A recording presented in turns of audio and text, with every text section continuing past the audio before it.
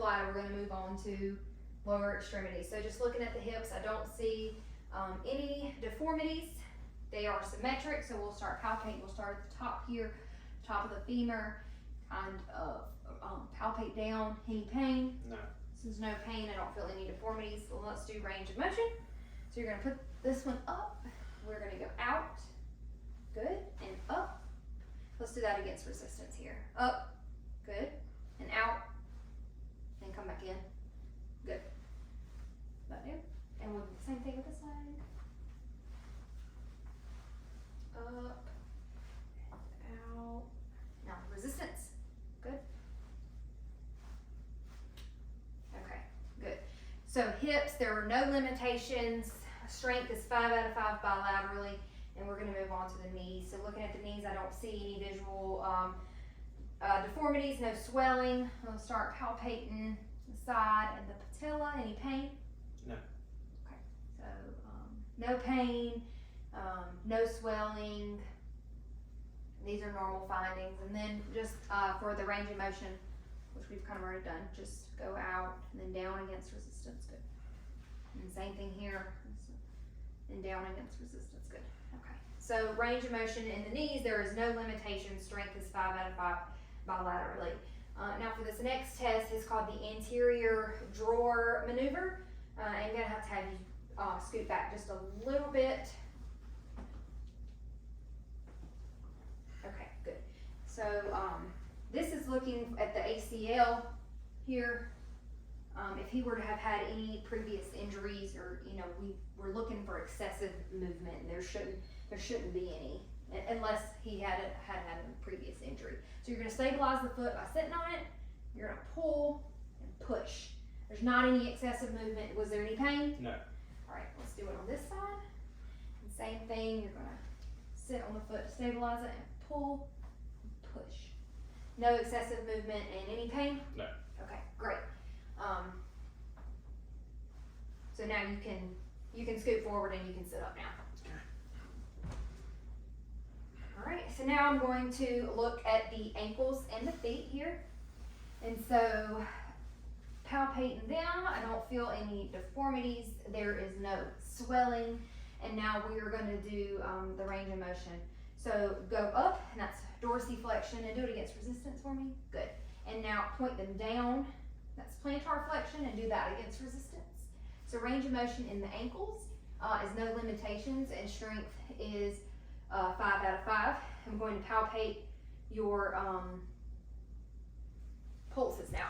So we'll start with the popliteal here behind the knee. And they are 2+ bilaterally, which is normal. And the dorsal pedis, which is on the top of the foot, and it is 2+ normal. Which is normal, and they're equal. And then the posterior tibial, and they are equal bilaterally and 2+, which is a normal. I'm not going to palpate the femoral arteries. We're going to defer that for this exam, but if I were to, they again would be bilateral groins. Now we're going to assess the sensation in your lower extremities. It's kind of the same thing we did on your face. So I'm going to have you close your eyes. I need you to tell me what you feel. Soft or sharp, okay? Or dull or sharp? Sharp. Excuse me, sharp. Okay. Dull. Sharp. Dull. Okay, good. Sensation is intact and normal. So now we're going to move on to the neuro part of this exam. We're going to start with reflexes, and for time purposes, I am just only going to do one side, but normally you would want to do both sides, and you would want to compare the reflexes for each side to make sure that they were equal. So we'll start with the bicep reflex here. So for this one, you're going to have the hand out. You're going to palpate the bicep tendon, and then you are just going to tap your fingers. Good. So that is normal. And then the tricep reflex, we're going to do the arm out here, and then I'm going to tap just a little bit above the elbow here. Good. And the brachioradialis, this one is right here, the thumb.